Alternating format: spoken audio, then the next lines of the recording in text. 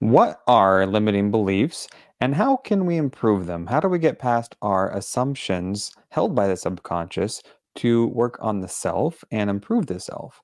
Well, we'll be talking about that today and how this can be effective for not just our general mental health, but addressing a lot of the barriers to the things that we want in life and addressing issues such as depression and anxiety and our overall well being. So, to help us in this venture, we're having our special guest on. Martha Vargas, who is a PSYCH-K instructor, and will be teaching us all about this method to work on the subconscious and our limiting beliefs. So, thank you, Martha, for being on today and sharing your wisdom.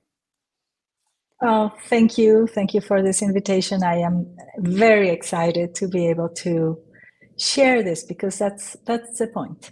There are so many different ways of going about this intention of transforming our lives. And we want to share a very good one that is very, very effective. So thank you for creating this space so that we Oh, can do so. my honor and privilege to have this holding space to learn new tools to thrive because there's so many ways that we can thrive in life. And the more tools we have at our disposal, the better equipped we are, right? And that is the mission of the Thank Mental you. Health Toolbox. Mhm. Absolutely. So, Beautiful. I'm excited to learn. A lot of this podcast is a selfish endeavor. I love to learn new things in different ways people are thriving in life.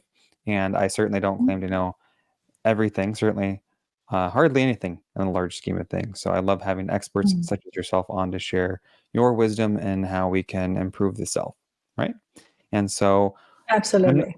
I'm not familiar with Psych-K Mhm. until you came into my bubble. So I'm Mhm. curious to learn how Psych-K differs from other forms of interventions around the subconscious. We've heard of Mhm. neuro-linguistic programming, we've heard of hypnotherapy, but I have not heard of Psych-K. So I'm excited to learn Okay. today. It's great. That's exactly why we're here, because we do want a lot of people to hear about Psyche and to say, hey, that's the missing piece. That's what I've been waiting for. That's that little part that how do I make my life better? And you used a little word that I've learned to resignify, and it's Hmm. let's be selfish. Yeah, we were taught Yeah, that selfishness is it's absolutely. a bad thing, and no, I think that the healthy selfishness, where I am starting with me, with how do I do life better, it's a very, very beautiful type of healthiness and of selfishness. And Psyche is a little bit about that because Psyche, it's a process in which you will receive a practical tool through workshops, a living tool to apply it to anything that is creating uneasiness or unhappiness or unsatisfaction.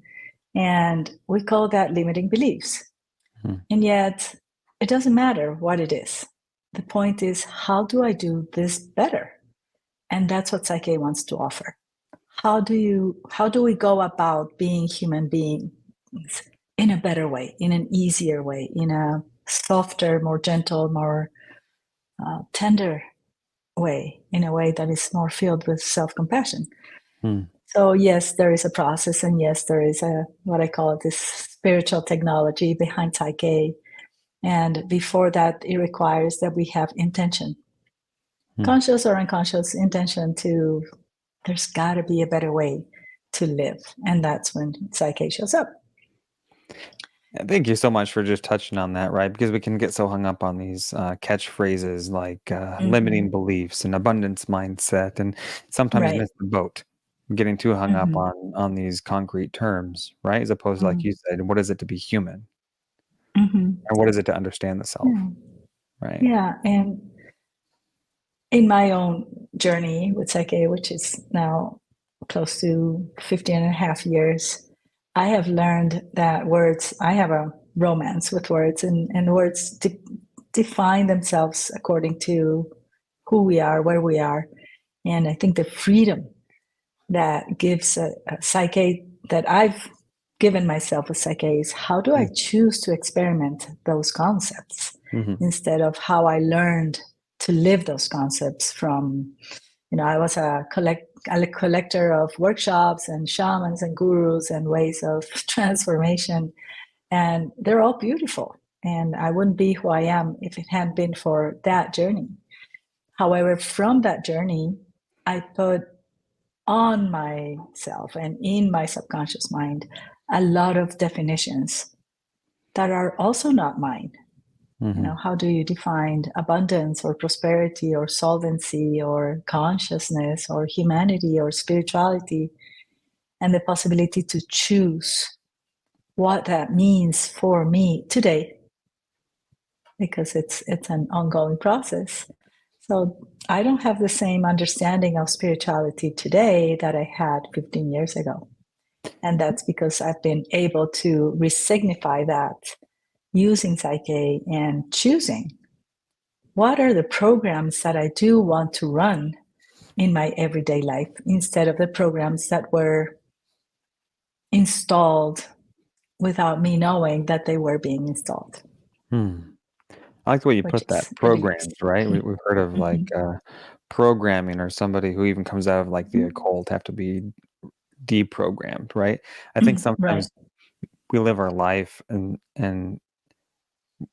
because it's somewhat predictable and society is pretty well structured in a certain way, right? That we're socialized, that we don't really think about it as programming. And the way that we think about like the occult, right? Which has a negative connotation to it.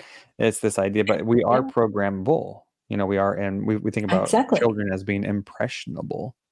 But just because we get older doesn't mean that we stop becoming impressionable. It's just we think we're doing everything with intention, and we think that we're being mindful about the way that we're taking in information, but not necessarily. We're not necessarily aware of the impact that it has on what we think of as the subconscious, right? Yes. Can you talk more about that and maybe your journey in this pursuit of personal development, this self-actualization, if you were? What does that look like for you over the time? You said it's not the same now as it was when you started, right? There's been this evolution of understanding. Yeah. Huge evolution. Just to give a little bit of context, because before I share my story, you said, kids are impressionable. And we were all that kid. We were all that baby from 0 to 7, more or less. And during that time, there's no conscious mind developed enough to say, oh, mom is saying that life is hard. I'm not going to believe that. You can't. It just goes into your subconscious mind like the program. And that's where we see it. For most people, life is tough. And we're going to suffer through life, and life is going to hurt. And we were told this, and we were shown this, and we experienced this. And that's how we create our database, our subconscious database, through all those sayings, feelings, exposure to experiences, traumas, fears, everything that it's in our environment in those childhood years, it's in your subconscious mind, yes or yes. So saying, I'm not like my mom, I'm not like my dad, I'm nothing like them, it's a huge lie. Yes, you are. However, you are running those programs. And that's where comes in PSYCH-K to say, okay, how about we create better programs? It's not really so much as erase the other ones, and it's more like, let's put better programs. Like I have my computer here, and one program is not working as it should. It worked perfectly fine maybe a couple of years ago, but now it needs an update. So I don't need to erase that one to put the update. I just put on the update. And that's the intention with PSYCH-K. How are we going to update, self-actualize ourselves, like you were saying, and in that process, discover really what's there.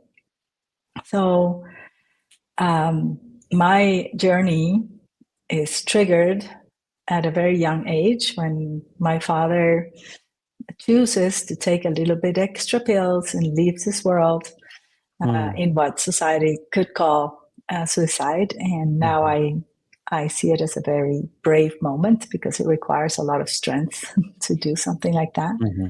But for the 5-year-old and for my 34-year-old mother and my 3-year-old sister, this is a dramatic event.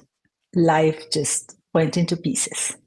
Mm-hmm. And the subconscious mind of a child at that moment is just literal.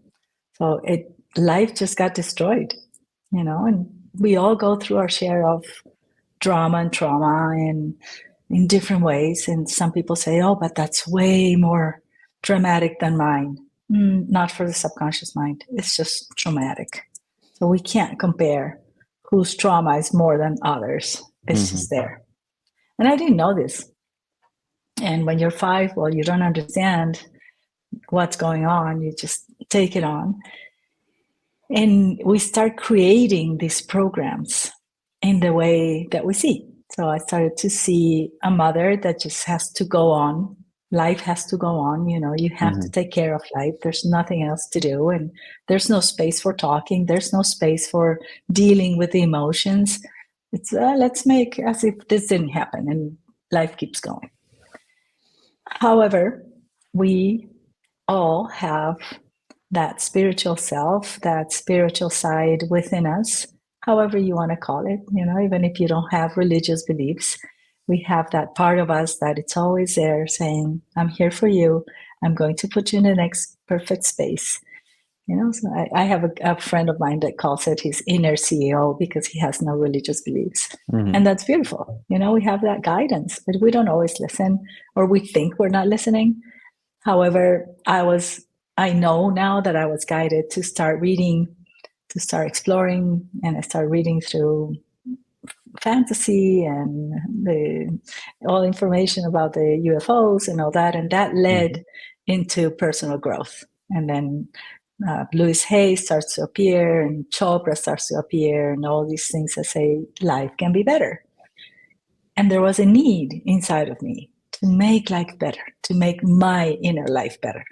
Not so much the life outside, but there was something inside of me that was not fulfilled, that was not peaceful, that something was missing. And we start to search outside for that missing piece. Mm-hmm. And I wasn't completely aware that was what I was doing. So I started to attend workshops and read more books. And if there was a presentation of somebody, I would go to that, or somebody would offer me some kind of therapy. So I would go to that. So I started to fill out the links, the little boxes of all that can do. And my life would get somewhat better, or I would get insights into why I wasn't feeling all that satisfied. And life outside actually started to get better for my mom. There was, start to be solving the debt, and more money started to come in, and she created this amazing, successful business. And she's a very smart, very bright person. So she was able to create a reality for my sister and I that was unimaginable when my dad died. And as part of that, I ended up playing golf for BYU in the States. And that opened a whole new world. And then I came back to Colombia to do marketing research. And I did this executive life, the life that we've normalized, where there is a lot of there's a lot of stress, there's a lot of anxiety, there's a lot of burnout, and we've normalized being sick, and we've normalized not sleeping, and we've normalized being in physical pain. And I lived like that for 24 years of that professional life. The hustle. There was the hustle. Yeah. And there was a lot of beautiful things, of course. My kids were born, and I got married twice, and all those things that we've also normalized. But there was always this thing in parallel that something needed to go better. And in 2009, my daughter, who was 17 at the time, reads a book by Dr. Bruce Lipton, which is called The Biology of Belief.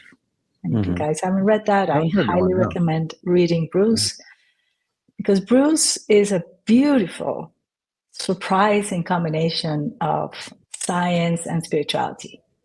Hmm. And the way that he presents this in his book is that these two things cannot be separated, which has been the story for so many years. You want to be spiritual, you walk one way. You want to be material, you walk another way.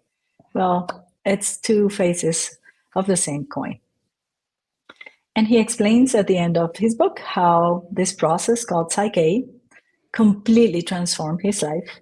The book actually gets published when he meets Rob Williams, who is the originator of PSYCH-K, because Rob helps Bruce transform and reprogram the reasons why, for his subconscious mind, was a threat to publish this very non-mainstream science book.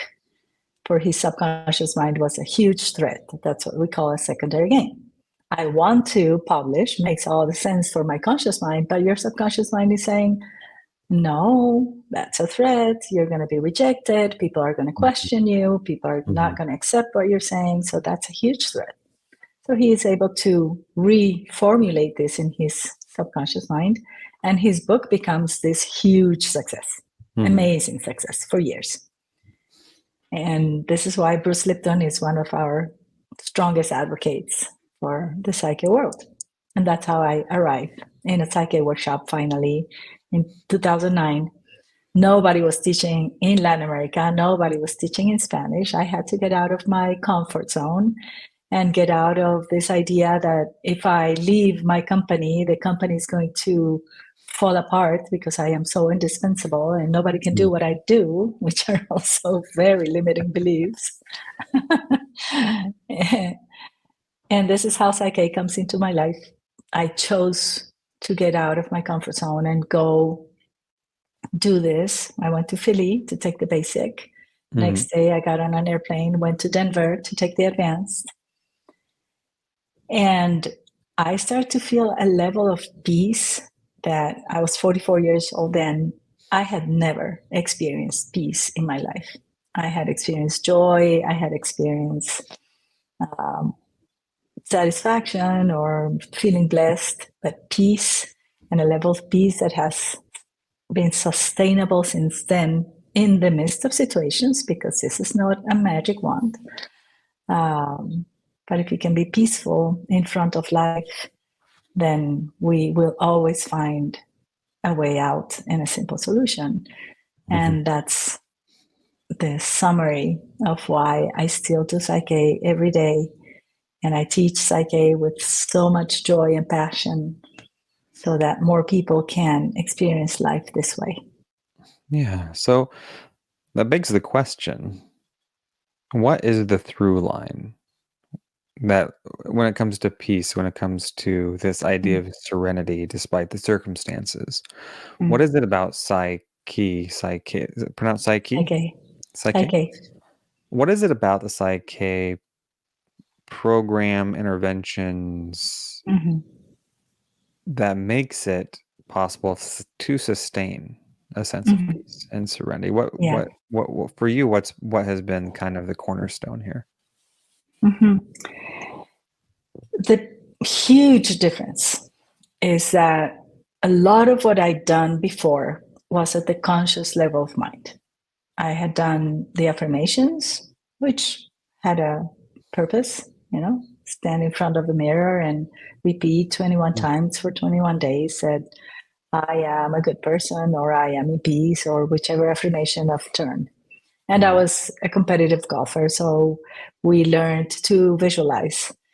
Visualize that you're winning and that you're playing and all this. And so I did all the visualizations that was necessary and think positive. So I did the positive mind too, and a lot of whatever was assigned to that.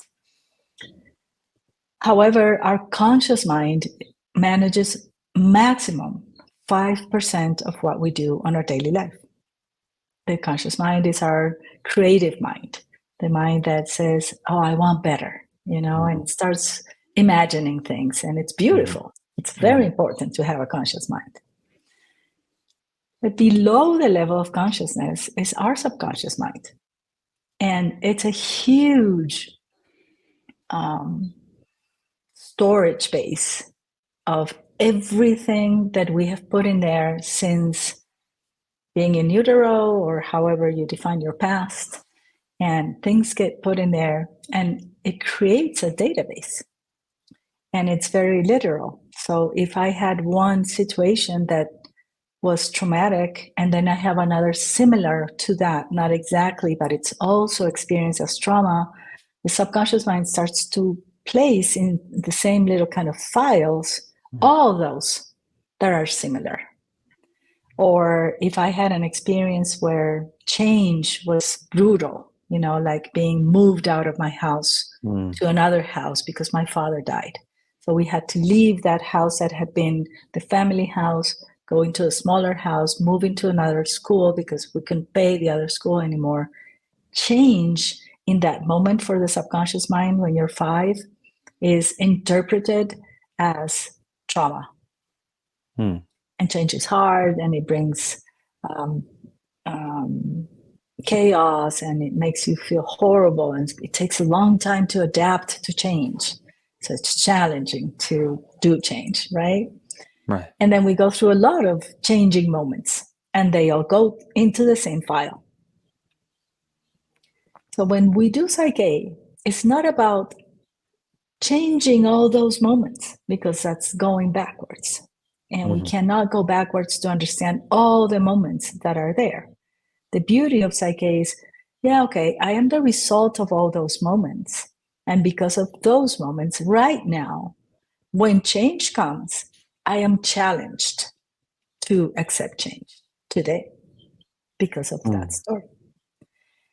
But today with Psych-K, I can give the new program to my subconscious mind is, instead of we're going to keep experiencing change as difficult and hard and chaotic, now I am going to choose a program that says experiencing change brings well-being and peace, for example.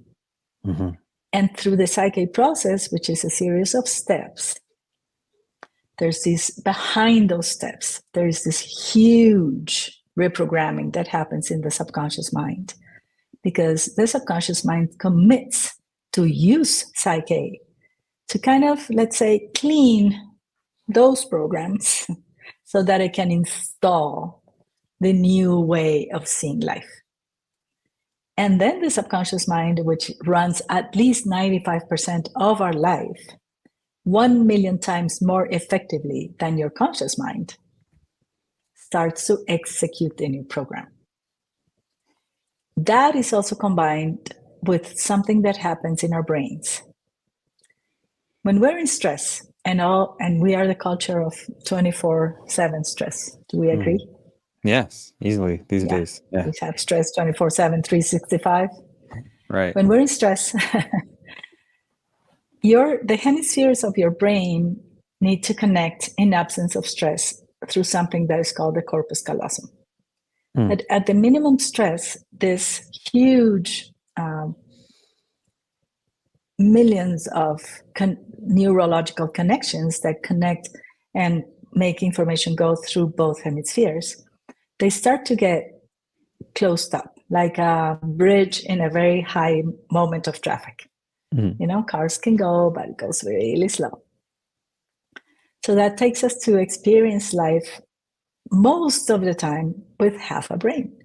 Because if they cannot connect, then this information that needs to go from one side to the other cannot do that. I read something about that when I was looking at Einstein. There's something about that thing you just mentioned. Was it called the colosseum? Right. Between the hemispheres of the brain was very thin. So there was this theory that his hemispheres had more communication with each other, or something to that. Right. It's like a bandwidth of communication, millions of neurons.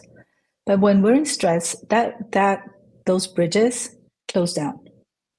So either I am doing life with my left hemisphere, or I'm doing life with my right hemisphere. And sometimes we're doing life with the wrong one. Like if I'm sitting to an exam that needs my left hemisphere, but I am in fear, I'm going to take the exam with my right hemisphere that cannot see details and logic. It only sees a blob of numbers.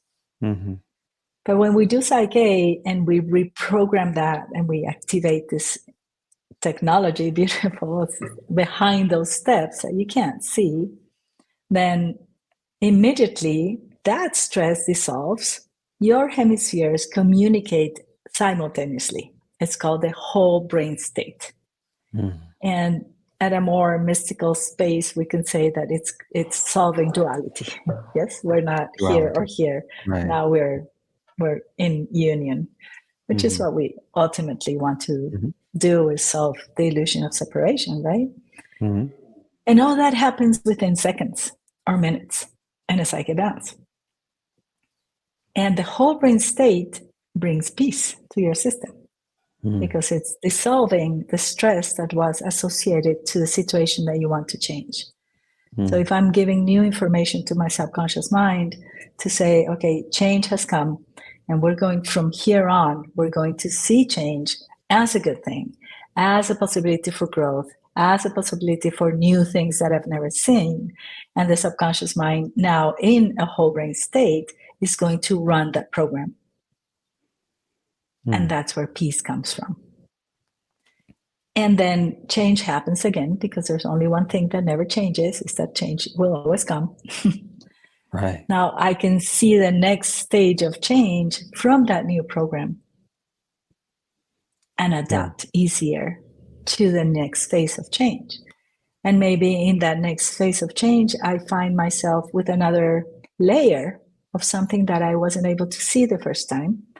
So Psyche is there to help me transform that next layer. Because life is not linear. Life is like a spiral that it's ascending. So in every Psyche balance, it's like we're going to the next rung of that spiral, and we're starting to see life from higher levels of consciousness. And Makes that's a lot where of sense. Psyche is a deeply spiritual process with benefits at all other levels that you want to mention. Yeah, I definitely am understanding the concept, right? Because as a cognitive Mm-hmm. therapist, we think about Mm-hmm. the mind as, like you said, a collective of lived experiences, right? As a Mm-hmm. frame of Exactly. reference, Yeah. right? The subconscious Right. has a Mm-hmm. frame of reference that we then give meaning to. That meaning is how we're framing our experiences and how we project Yeah. future similar experiences, right? Mm-hmm. And then Right. we take that and then it helps inform our assumptions about how the world Mm-hmm. works. And those assumptions we create rules on. We attach rules to how we live by according to our assumptions, which are all built on our frame of reference from our past experiences. Absolutely. And so what you're saying is we can consciously choose to reframe the meaning that we give to similar or what we can anticipate to be future experiences or things Mm-hmm. even in the moment, you said. So Mm-hmm. if we have that self-awareness, we can feel within ourselves that that familiar feeling or dread or angst or Mm-hmm. fear, right? And then we can catch ourselves and then reframe this experience as to be something else, something of Yeah. possibility, something of Right. benefit, right? How does Right. one do that though? I mean, it sounds the concept I get, Mm-hmm. but at least from the Psyche perspective and techniques, how does one put that into practice in the moment? Mm-hmm. What does that look like? Okay. So when somebody comes to a workshop, or there are people who don't want to come to a workshop, they just want somebody to support them. So that's why we have very good facilitators doing this, Mhm. trained to do this either in person or online. Um, it's really very simple. It's like, where are you now? What's one situation that it's making you uneasy, or is taking away your peace, or you think that you've done all kinds of things that you're not being able to solve? And for some people, even is, well, I have this very good thing and I want it to be better. But Mhm. that's also possible. Once we define what that is, then we're going to have a little conversation through a couple of questions of, so if that's where you are now, how would you like that to be instead? Mm. What is the new place where you want to be? And a lot of people will define it first by how that's going to change outside. Hmm. Example. Oh, I have so many debts and I'm never able to have enough money, and it's exhausting not to have enough money, and I have family situations because of this. Okay, so how do you want that to be instead? And somebody would say, well, I want a lot of money in my bank. Okay, yeah, but that's outside. And this process is about what needs to happen within you in order for that to be created, Mm. which is a huge difference from a lot of the things we That is did huge. before. Yeah. Because Yeah. the other things is, oh, okay, let's create a lot of money so you can be in peace. Right. Here and no. Let's see, what do you need to believe about yourself or about your relationship with money so you can be in peace with that concept. And then from there, from that whole brain state and with your subconscious as your best ally, then you're going to go out there and create a new reality. Right. So once a person is able to say, okay, so we're going to bring the focus from outside to inside. So what is it? And people, sometimes they arrive at things, I'm like, wow, the magic of just asking one question, how do you like this to be instead in here? It's like, oh, okay, I need to be, instead of thinking that money is a bad thing because that's what I learned from my father, and this just happens, Mm-hmm. I want to believe that I have a beautiful, loving relationship with money. Mm-hmm. And now that's very powerful. Very, very empowering, very beautiful, because we've never been conditioned to do that. Money is a horrible thing. Money is the source of all problems. Yeah, you don't need money. Yes, we do. Right. We're doing a 3D world. Money is a very important ally. Right. It's the relationship with money what we need to reconfigure. Mm-hmm. But it's in here. So when people start to maybe transform the trauma of seeing parents fighting every day because of money, then we can do a PSYCH-K process to put that into a place of peace. Mm-hmm. So for that person, those fights represent that money brings trouble, money brings difficulties. So just reconfiguring that. So once we know where they want to go, that's the goal. Now we can define a phrase, kind of a little mini program, something Mm-hmm. like, I have a beautiful relationship with money, which is going to create this other huge new reality. And then we're going to communicate with their subconscious mind through something called muscle testing. Mm. And through muscle testing, the subconscious mind and their spiritual self are going to start give us answers. Because this is the other huge difference in PSYCH-K. I don't have the answers of my partner. The person I'm doing PSYCH-K has all the resources to do this. My part is to follow a set of steps that we learn in a workshop. Really simple, 7 steps, 9 steps. So we communicate with the subconscious mind. The person says their goal statement. We test. The subconscious mind says, I don't have that information on my database. Mm. That's why I cannot have a good relationship with money. Okay, that makes It sense. searches and tells us what's not there. And then there's a protocol where we get permission and commitment from the parts of the system, their higher self, their subconscious mind, to do this. So it's no longer a conscious mind process. It's a spiritual self guiding the process, and it's their subconscious mind that processes information at 40 million bits per second versus the conscious mind that processes at 40 bits per second, saying, okay, let's go in there, find the files, clean the files, Mm-hmm. so that we can put this new information in. And that happens within seconds or minutes. Wow. And then when we test again, the person says again what they want to believe now about themselves and money. Now it's strong. Mm-hmm. And then we celebrate because it's a beautiful thing to happen. And it's not just about doing one. That's called a bounce, because now they're whole brained, in balance, and they have this new information. And every time that you do a PSYCH-K bounce, it's like you are version 2.0 of the one that started a few minutes ago. They have new eyes to see themselves and the situation. So we will ask again. So what else do you want about this? Mhm. Oh, this is examples. During the balance, I heard my father saying that only the poor people go to heaven. And if I have a lot of money, then maybe I'm not going to go to heaven. Valid. Okay, so I can ask them, do you want to keep believing that, or would you like to reframe that? Would you like to find a different way to relate with money? Well, I want to believe that money is a divine source of well-being for me and my family. Mhm. New goal statement, new balance. Goal, growth statement, balance. Goal statement, which is like a Yes. statement that represents the goal. Mhm. We go through the balance steps. Now he has whole new information, new eyes, Right. literally, to see the whole situation with money. New And then perspective, new new possibility, perspective. Right. empowerment. Right. Right. And then whether we do a couple more balances or that's enough, it depends with each person. It's unique because there's no formula. Since PSYCH-K, I'd never know what somebody's going to come up with as their goal and their goal statement. We find people where they are. We're not telling them what to believe. And that's also very empowering and very liberating for us who are facilitating, because I don't have to know.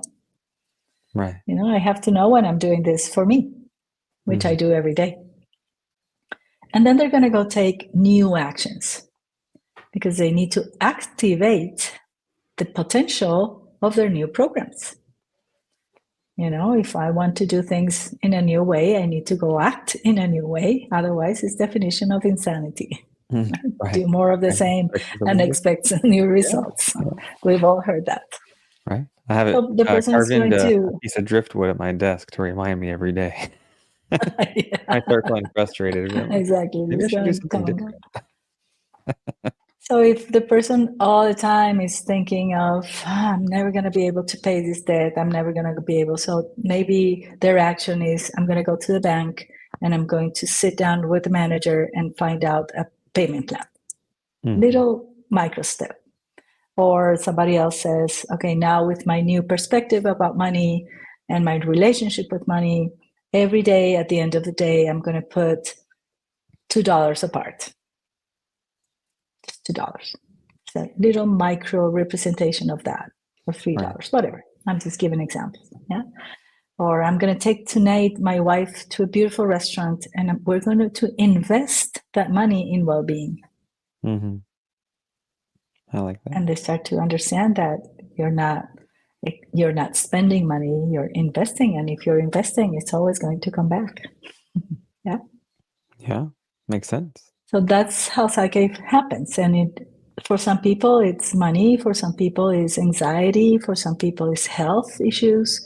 For some people, it's mental issues or self-esteem or relationships or grief. Grief is a big part of the human experience. Or spirituality. I want to have a richer spiritual experience. It's also valid. And sometimes we're in one part and sometimes we're in another. So PSYCH-K is going to be there for whichever of those you need. Right. Because it adapts to whichever of those you choose to use it. And it sounds like it requires us to ask the tough questions to ourselves. Right? I call them the uncomfortable questions. Yeah. But they're actually very simple because sometimes, yesterday somebody was saying that she wanted her sister to feel better. Her son died in a very horrible accident, her sister's son, which is tough. And she said, but I want her to do PSYCH-K because I want her to feel better. So I asked her, why is that important to you? Just one question. Because then I would be more in peace and I would not feel guilty because it wasn't my son who died. One simple question, one very deep answer, and now she knows what to balance for. Yeah. Ancient wisdom. Practical application. Yes, exactly. Yeah, because that's actually what the aborigines of our planet called the medicine man or the medicine woman was not somebody who was solving your problems, somebody who would ask you questions so that you can listen to yourself. And in PSYCH-K, we do that. That's at the core of what a PSYCH-K facilitator is. It's called being the isumatak, that comes from the Inuits in Canada. It's creating a space where your wisdom gets revealed. Now we're going to create that so that it opens inside and you can listen to your own solutions. Yeah, I love that. It makes a lot of sense. And I really appreciate the work you're doing in this space to help people improve our satisfaction in life, but also improve our, what we would call in therapy world, our schema, right? Yeah. The lens by which we view the world, the lens by which we view ourselves and our own experiences. Exactly. And our capacity and our sense of adequacy, right? To attain the things that we desire and understand why those things that we desire are meaningful in the first place. Absolutely. Yeah. And I think what you just said, the lens through which each of us sees the world is so unique. And one of the greatest gifts and ongoing gift for me, because I say that I am a control freak in recovery, is that I was trained to tell people what to do, how to do it, how to see the world through my eyes. And that is arrogant and disempowering for me and for the others. So learning to accept that I have my own filters and that my kids have their filters and my partner has his filters and my mom has her filters. And we are never going to see life the same, never. Right. Filters are just very unique. Yeah. And we need to allow that. We experience life as unique. We can't possibly understand what somebody else's lived experience is to them. All we can do is try to seek understanding and get context, right? So that we can validate, right? But we can never be somebody else. No. Nor that's not a great goal either, because we're all unique and that's a good thing. It is it's very beautiful to acknowledge that diversity and honor it. Yeah, absolutely. And we honor our diversity by understanding the self and what makes us unique, right? Absolutely. Rather than trying to fit somebody else's mold. Yeah. We do so much of that. Yeah. That's a whole other topic. Yeah. Yeah, because that's going to bring acceptance and connection, and we think that that's the way. So we give up on our values and our views so that our community will see us as equals, because that difference has been very threatening. Yeah. And being able to stay in our essence and still be connected, it's essential. Absolutely. Well, thank you so much, Martha, for being on today and sharing, about these wonderful tools to understand the self.